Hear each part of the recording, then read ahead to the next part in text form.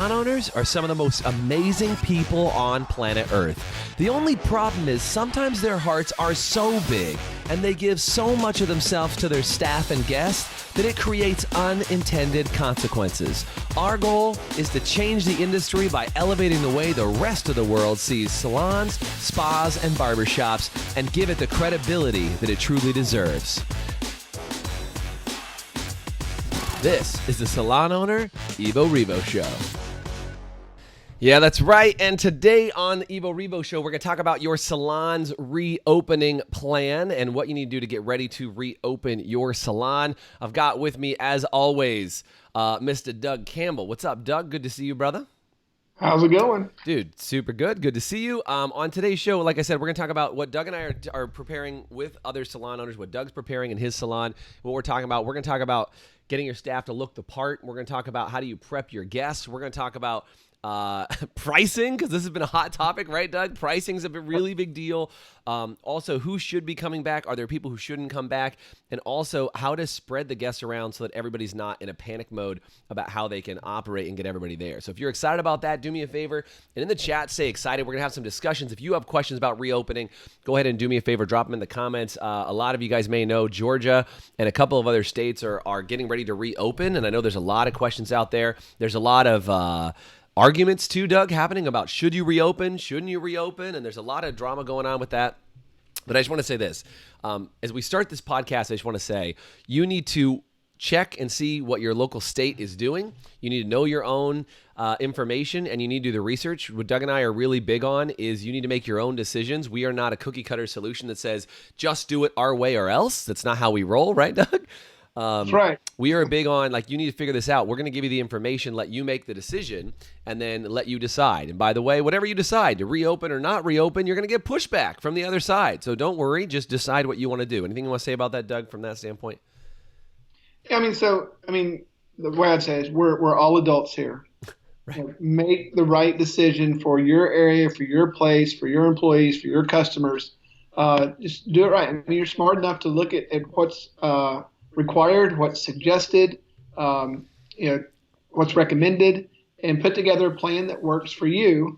And like I say, you're never going to make everybody happy, but I think you do need to get your staff and your clients need to find that place where you can serve everybody as safely as possible. Yeah, we talk about this a lot from the standpoint of, like how you can get together with your staff. Like, I think you need to make this decision as a staff. This is not a unilateral decision. If you will open as soon as you can, do me a favor, as soon as you can, say as soon as you can in the chat. If you're going to wait, do me a favor and say wait. I want to know what are your thoughts, because there's not a one size fits all here. So Doug, let's talk about getting your staff to look the part. I mean, staff has been out of work now for, in some cases, weeks, in some cases more than a month. That means that there's some things that need to happen before you reopen, right? So let's talk about getting your staff to look the part and be the part when they come back to work. Can you talk about that for a sec, what you guys are going to be doing? Yeah, I think you just got to make sure that you're doing, that people are coming in a week early and setting up to where they have the opportunity to do each other's hair. So it does two things. It gets them in the rhythm of doing hair. Right. It gets them back on their feet. It gets them, and it makes sure everybody looks good, because your staff needs to look good. Especially, they're probably going to be wearing a mask when they come back to work. Yeah, so 99, most likely there's going to be a mask on their face. Right. So, what can we do? And then that gets them back interacting with each other. Make sure that everything in the salon is functioning. You find any problems beforehand. And that should be fun. I mean, get together and have a good time with it. Get all of them and their hair together. Get your mindset together. That's a great time to get your plan together for how, as a team, you're going to approach this. Yeah. And I think, we've been talking about this. It's like we've been recommending since the beginning, get together with your staff on Zoom on a regular basis, provided they were still remain employed by you. And be having conversations. Talk about what you learned. Talk about what you're grateful for. Talk about the changes that have happened in your family and the things you're excited about. Get them back in a positive mindset, because I think more than anything, you may be some of the first contact they have after being in somewhat of a quarantine mode. So remember, you're there to serve them, not only just from, cut color, but emotionally, energetically, spiritually. Like, a lot of that is going to be, you're going to be taking all of these stories and listening to all these things. So, have your staff look the part, have your staff be prepared. I love being able to go in early, make your staff feel like they've been working. Doug, you mentioned things about having your staff get ready at home right now too, because for a lot of them, they might have been sitting around where are not normally sitting around. Let's talk about that for just a minute. Yeah, so they've not been on their feet the way they're normally on their feet. So what we've recommended at ours is one, get as active as you can, whether it's walking, stretching, doing yoga, but also just when you're hanging out and watching TV, if you're watching Netflix or whatever it is you're watching, that you stand up, don't sit on the couch. Yeah, They totally. get used to standing on your feet for 8 hours a day, because otherwise that first week's going to be tough. Yeah. It's the comfortable shoe versus the most fashionable shoe that first week too. all the important details like footwear, but truth, right, is like, this is a little bit more about comfort. This isn't come in your quarantine pajamas to work sort of deal, but we are saying like, make sure that your staff is wearing some shoes that are their more comfortable shoes, that they can be ready for this, drastic adjustment back the other direction, right? Yeah, I mean, anybody that has worked out before and then quit and then went back to the gym, worked out again, that first week sucks. Right. So I'm saying that if they just start getting prepared, be on their feet as much as possible, because most of them just aren't thinking in that mode. Right. It's one of the things as a leader you need to point out your team. It's like, hey guys, get up, stand up as much as you can. Everybody else in the living room can be sitting down. You need to be standing up. Get used to being on your feet. You're going to appreciate that fact the week after you're open, if you've already been up. Otherwise, you're going to have a rough week. Yeah. By the way, if this has been helpful so far, do me a favor and comment in the chat and just say helpful, because, we're talking about this. And we want to make sure on this podcast and on this video show, we want to make sure that you guys are getting as much detailed information as possible about what to do. The other big thing that we're talking about is like, not only do you have to get your staff ready, you've got to get your guests ready, right, Doug? I mean, all of these guests are going to walk in and they don't really know how to behave. Like a lot of people learned how to behave at the grocery store, right? Is like we're trying to figure out, what's the grocery store? What's the sneeze guard for? What are the 6 feet on the floor for? Like, we're having to learn all these things new. And so what kind of things can we do to get our guests prepared? Because I don't think it's a good plan, at least in my mind, Doug, for people to walk in the door and get slapped in the face with a face mask and told to stand out in their car and wait in this line. Like, that's going to be really weird if the first experience of them coming back is like, oh, I can't wait to get to the salon. And they're like, cool, scrub up, like put on your rubber gloves and come and have a relaxing salon afternoon, right? So how can we get our guests ready, and what can we tell them before they even get there? Yeah, so I think you need to prep them as best as possible. You send out an email saying what they should expect. Like, we're requiring all of our guests to wear a mask. We're going to provide some masks, but our masks are going to be cloth masks that are cleanable, sterilizable, that are going to be reused. If they're not comfortable with that, then they need to have their own mask. Need to do the questionnaire. So if you've been around anybody, if you've been around anybody, you might run a fever or anything, please reschedule your appointment. Yeah, if you show any symptoms too, right? If you've had any symptoms within this amount of time, then you need to make sure you come in. Like, this is not your hair is not an emergency to warrant putting other people at risk. So be responsible with coming into the salon, right? Right. And we're going to do temperature checks. We'll do temperature tests. So, but we just want them to expect are that. you getting one of those like infrared forehead, like one of those guys? I just looked up those yesterday. There's a ton of those. Yes. We're getting the one that's the no touch. Yeah, and you're checking staff and guests, yeah? Yep. Anybody over 99 degrees has to exit the building. Yeah. So I mean, it's just, and I think if you prep people, you get people so they expect it. Because the grocery store example, I mean, really and truly, nobody really knew. Every time you go into the grocery store, everything's different. Yeah, the grocery store didn't email you and say, by the way, today at the grocery store, expect a giant sneeze guard like you would at the bank or something like that, right? What are these X's? What are these arrows? What? So anyway, I think the more that we can prepare them as to what to expect, what the environment is, and I think that will put them at ease also, that they know that we're taking proper precautions. Yeah, totally. It's just it's on that, like with whatever your cosmetology board is putting out, make sure you really understand what's required, what's suggested, and what's recommended. Mm-hmm. Because there's a difference there. You can figure out what's important for you. If you're in a warmer area, like right now, if you're in South Florida, having people sit in their car instead of coming in the waiting room may not be the best idea, because they're going to sit there with their car running. May not want to do that. If they come in, so what would the interior space look like? Can you accommodate people safely in that area? It's like getting rid of all magazines, getting rid of any material that people could touch. Right. is something that's super important. Yeah, I think there's some other good things in here too, because we're talking about social distancing. And Doug, you mentioned some interesting things. I think here's the problem: people end up reading this whole thing on social distancing, and like this question came in. Megan asked a really good question. She said, "What are you doing about stylists who typically work with associates, have 3 to 4 clients at a time? They're only going to make a quarter of their income through this whole process." Megan, I just want to say this: you're making some very big assumptions here, right? And Doug, and like. There's this level of like, well, how are you going to create social distancing? How do you keep people 6 feet apart? I read this one outrageous claim that somebody said, Doug, is they said, some of the biggest salons in Georgia are telling their staff to limit conversations to only the consultation, not talk about anything else. And I was like, I think people are going down this crazy path of how they're interpreting the rules. Right. So let's talk about this, because I think this is a really big deal. And Megan, this isn't on you. I'm just saying you might be making some assumptions here that we can help limit what maybe will spin out of this. Yeah. Right. So the thing about social distancing, the 6 foot thing, there's a reason. There's a very good reason for the 6 feet, because a uncovered mouth and nose, water molecules coming out about. They won't go more than 6 feet under normal circumstances. So if you're 6 feet away from somebody, you can converse, you can talk, you can do all that stuff. Okay. If both people are wearing a mask, now then the water particles can only travel maybe inches. Right. Instead of feet. So that allows you to get closer. That 6 feet is no longer, because we got to remember the 6 feet because of the water molecules coming out of your mouth, or droplets coming out of your mouth and traveling 6 feet. We put a mask on. We stop, as long as both people. That's why we're requiring both people do it. Otherwise, it's impossible to do someone's hair if you can't do it. and that's where I'm saying, Megan, I'm not making something. Listen, what I'm saying is, if the guest is wearing a mask, and the stylist is wearing a mask, and the associates are wearing a mask, the 6 feet social distancing thing is a different scenario. And I think what's going to happen, I think a lot of people are having this assumption that people are going to be, not as busy. What are you going to do when you're not making as much income? All these different things that are going on, is that I think that you're actually going to be busier than you've ever been. I think that you're still going to have multiple associates working. You're going to have people, in that environment. And again, I think this is really helpful for most people to understand, is that proximity changes once the masks go on. Like, that's the thing, is the masks are designed to allow you to be in this closer proximity here. Right. Now, and there's a question on requirements versus suggestions, right?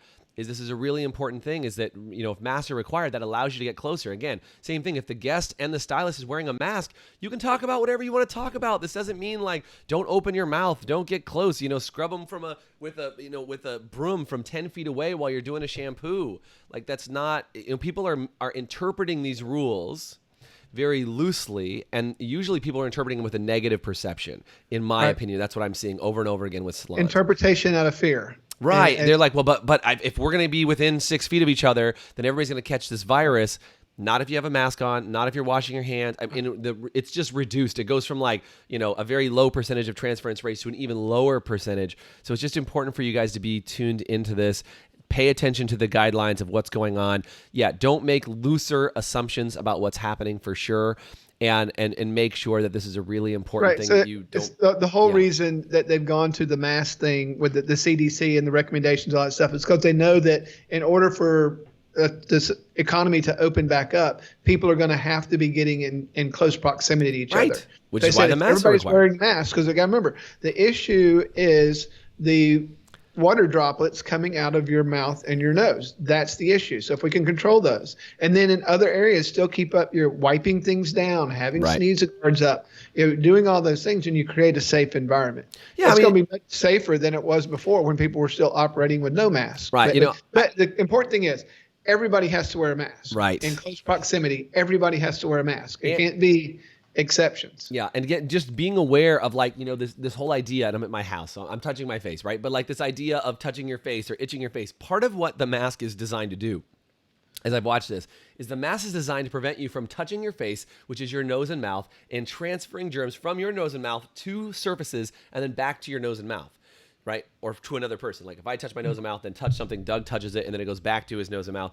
Like that's how it gets transferred. And I think it's really important for you to be aware that these are what the guidelines are for. So if you're washing your hands, you're taking care of it, you are wearing a mask, your guest is wearing a mask, the transference gets greatly reduced is a really big thing. Like Doug said, not having magazines out, not having touchables, but doing things like wiping down your credit card terminals because people are going to have to touch them and know what's going on. Having that hand sanitizer there. By the way, there's great ways to make hand sanitizer. I know a lot of people are freaking out. You can't find hand sanitizer. Google some recipes for making hand sanitizer. There's alcohol, aloe, and some other essential oils. You can make your own that'll still create the same germ protection you would from a purchased hand sanitizer.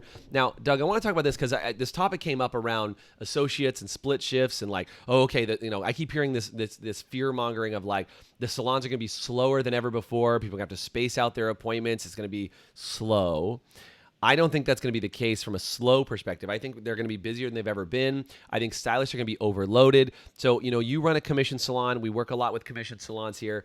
What are some of the things that you think can help lighten that load? And you're going to have a backlog of a month and a half worth of appointments trying to all come in. Let's talk about how do we prioritize appointments? And then what are the other ways to get more people in less amount of time, which I think is what's going to be really going on here. My assumption, right? Right. Well, so I'd say one of the things is if you're not split shifting right now, so you're not expanding your hours where you can split shift, I would expand my hours so I could split shift. That's going to create the capacity inside your current place. So that's the first thing to look at. And that's an opportunity because then you can continue to do that in the future. So then you have more capacity moving into the future because there's a huge demand out there. People have not been able to get in. So people are going to have to do 2 months worth of clients in 1 month. And that's impossible for some busy stylists. I think pushing those stylists onto junior stylists and getting the team to work together to get people through this, I think is very advisable. If you don't have your books full already, I think you got to prioritize it. I think you look at who's my most, if you don't have a VIP program, then just look and say, who are my most valuable people? I'm going to reach out to them first and reward them for doing business with me all these years, as opposed to the new person just trying to get in. That's it. So the way it works is loyalty program, VIP program. So VIPs first, and people on your loyalty program, and then your regular people, and the last would be the walk-ins. I'd love to be able to take care of them, but I'm going to treat the people that have been treating me well the longest, the best. Yeah, and I also want to say this. There's other opportunities. We talked about this. Is like use this as an opportunity to make sure that your guests are doing what we've always asked guests to do, right? Which is pre-book appointments, put deposits down for appointments, pay in advance for appointments. Because I think one of the worst things that's going to happen through this whole process, if you're not prepared for it, is that you're going to have guests that no-show on appointments like you typically would inside the salon, but there's somebody who really wanted that spot. So like Doug said, VIPs, loyalty program, and then I would say like prepaid appointments, people who said, look, I'm going to pay for my appointment and understand that if I don't show up because that spot is so valuable right now, I will be charged anyway if I no-show. Like that's a really important rule to have in place. And then same thing, deposits for appointments would be the next, and then other walk-ins. And again, when we say walk-ins, you might say, hey, for the first 30 days, you might want to tell your guests, we're not accepting walk-ins. You may put signage on the door that says, currently not accepting walk-ins, please call the schedule because we are so busy. Now, I know a lot of people are concerned about, in your state, what's the restrictions? I'm in California, Doug's in Florida. You guys are from all over. By the way, do me a favor, type in what state you're from in the chat because every state's going to be different. You're going to have to look at what your local regulations are, but I want you to be aware is wait until you find out what the regulations are for your state. But this is a good framework to start to get your staff prepped, be thinking about this and make it happen. Because Doug, we're talking about if you've never done split shifting before, this may be an amazing time to start split shifting and put that in place before you start getting flooded with guests. If you want to extend your hours, this may be an opportunity to extend your hours. You want to be open on additional days of the week, right? These are all things that are super, super important. Doug, I want to talk about this because I think this is a topic that we get questions all the time on this from our salon owners. We're going to have to run things on sale. We're going to have to entice people to come back in. We should probably be discounting everything because, we're struggling right now. Let's talk about this because I think our attitude may be unpopular with the average stylist on planet Earth right now. But can we talk about why discounting is actually going to create more of a challenge right now? There's no reason to put things on sale right now. Right. It is important. I hope you guys heard that. Super important to sell stuff right now, but not put things on sale. Most people are going to be out of their products. They've probably used every type of everything that's been building up in their bathroom has probably been used by now. Yeah. So everybody's going to need all replenished. The bottom of the barrel stuff. They've been making it work. Right. It's like, oh, I remember I bought this 2 years ago and I'm using it now. So people are going to need to replenish. So your top sellers, I would buy more of, but I wouldn't put anything. There's no reason to put it on sale right now because people, and if you believe that it's because you're helping out because people are somehow broke through this thing, the people that are financially hurting this thing is very small. Most people actually have more money because they got the stimulus check. The vast majority of Americans got a stimulus check. Nobody's going out to dinner. No, you're putting in much less gas in your car. You're not going shopping. So all the things that normally you would spend money on is now still sitting in your bank. Yeah. So now the opportunity is to make sure you had the right conversation with the person, not about how the world's coming to the end and the sky's falling, but what do you need? What do you need to take? Or now's the time you want to try something different. You've been waiting to try this new shampoo or this new line. Now's a perfect opportunity to do that. Having the right, because your job is to serve your clients' beauty needs. Don't get lost about what your job is to make them, help them to look beautiful. And they've been suffering for the last 4 to 6 weeks because they have not been able to look as beautiful as normal. So what could we do to help them look beautiful? Yeah, and I would ask you this, and again, this is hopefully a challenging question for some of you. What will you be spreading when you open your salon? And I don't mean that from a standpoint of like, are you spreading the virus? I mean, are you spreading hope? Are you spreading enthusiasm? Are you spreading joy? Are you spreading love? What are the things that you want to be tuned into? And I think this idea, Doug, you mentioned it, is that a lot of people think everybody's broke right now. People don't have money. And if you get that out of your head, like where did that come from? It's probably a thought you created. More people have money now than they've ever had before. Don't get me wrong. There are people, even if it's 30% of the population, which it's not, by the way, even if it's 20%, that means 2 out of every 10 people. Did you guys hear me? 2 out of every 10 people might have had different financial hardships, but that means 8 out of every 10 guests that you sit down with are not. So I just want to ask you, what conversations are you going to have when you sit down with your guests? Are you going to be having conversations like, and again, you get to control these conversations, right? You either get to say, oh, what was the hardest thing about quarantine for you? What family members did you know that got sick? What are the problems that exist? Like, the life will be sucked out of you if that's the conversation you have. You're going to be more tired than ever before. Instead of this, what did you learn while you were in quarantine? Right? What did you learn? What new habits did you pick up that would be good moving forward? What did and one of the things I want to hit real quick, Jason, because people are asking about talking about childcare and stuff. Yes. So especially if you work in a commission-based salon, this is a great thing for you as a team to come together. Not everybody in your salon works every day. Mm-hmm. So you could team up, and that's where split shifting comes in very helpful too. Totally. Team up and share childcare with each other. Yes. Most of the salon kids know each other anyway, and they really like each other. In our back room, we allow a certain age of children to come in and stay back there. There's rules that they have to follow. They understand what the rules are, but that's been a standing policy. We're very family friendly. But there's a lot of people, if you team up and ask, and some of the ones that don't even have kids may love to say, yeah, I would be happy to help you out and watch your children. That's right. So you're asking the people around you that know your children, that you know them, you know what they've been around. I think that's a very good way to handle the child care issue. If you're a solo person, it's going to be a little bit more challenging. Maybe there's other renters that are in your suite or wherever it is you can team up with, or people that you know. Be aware, be resourceful, and the thing I want you guys to get out of this, and I hope this has been really helpful. If this has been really helpful, do me a favor and say super helpful. But we just really want you to get this. You will control the attitude and energy at which you look at reopening your salon. If your staff is freaking out, it's probably because you haven't done the education with them yet to talk about what are the rules and what's going on. If your guests are freaking out, same thing. You haven't done anything. I think the number one thing that I'd get out of this podcast, and we got to run, is that everything has to do with how prepared you have been and how you have made people aware of what's going on. If you don't have that conversation with them, if you don't put the rules in place, people will make up their own rules. Your staff will make up their own rules. Your guests will make up their own rules. If you set the rules, you will set expectations. You will lead the conversation. You will have positive conversations with your staff and with your guests. And I would just say this, your salon should be the center of hope for your community.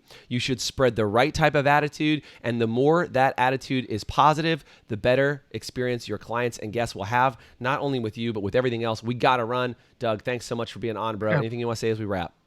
I just say, the more you inspire, the more you will be inspired. So Yes. think about that, man. Just put that in your head. Inspire people. You're inspired, and that energy will start to flow around your salon, and you will be the oasis of hope in your town. There you go. If you guys want more information about our podcast and how to get information on episodes like this, do me a favor. Comment with the word podcast. Check us out, Spotify, iTunes, and everywhere else that you can find podcasts. Thank you guys so much for joining us today. Thanks, Doug. Thanks for listening to the Evo Revo podcast. If you liked today's episode, please subscribe, leave us a review, and you can always get more information, including show notes and the video episodes at evorevopodcast.com.